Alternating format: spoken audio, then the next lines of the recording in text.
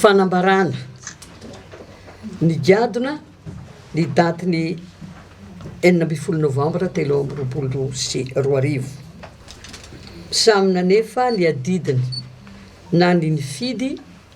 na ny tsy nifidy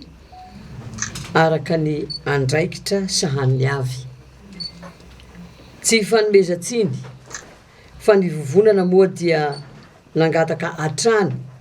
ny fanemorana ny fifidianana sanatria tsy niteniteny foana ny vovonana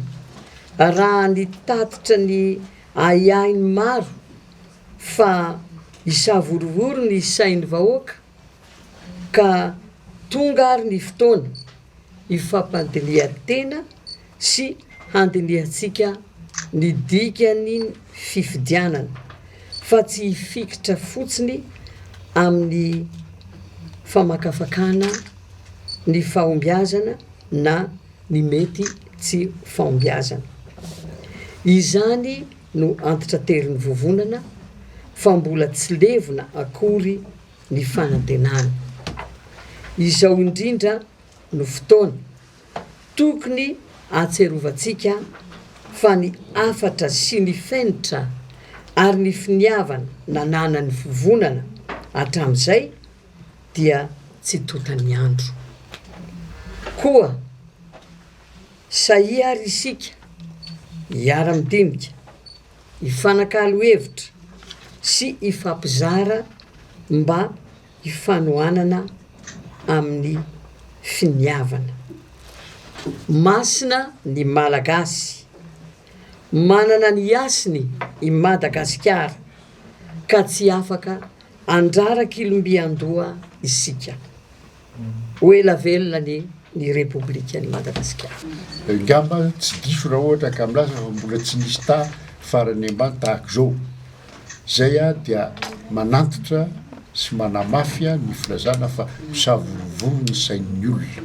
zay zavatra lehibe zay zavatra io zavatra faharoa raha ohatra ka tsarona ny zavatra seho tamin'ny zoma dia tamin'izay fotoan'izay no nandray fanapahan-kevitra ny mpandray anjara nakatoa ny paika naroso ny vonana tamin'ny fanambarana zay natao ary navoaka tamin'ny alatsinainy raha teo ny dia nagnataka foana ny ampiatoana ny fifidianana nefa moa iny dia natao iny androany ary araky ny voalazana iteo ihany koa dia ny vovonana ny fanelanelanana sy ny fifanakaloza-kevitra dia mbola mitohy hatrany ny izany fifanakaloza-kevitra zany ary mbola miantso zahay ary mbola miantso ny hery rehetrarehetra mahakasika any izay hotohizana na zavatra zay hitranga ao aoriana ny vovonana dia mbola vonona mandrakariva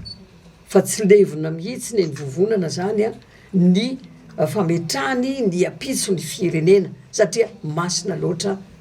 ny malagasy ary masina loatra ny Repoblikan'i Madagasikara ka tsy azo hoe hososena na atao kitoatoa amina izay fandraisana andraikitra na hevitra tsy mifanaraka amin'izany atao hoe fenitra ny tany tandalana sy fanajana ny demokrasia.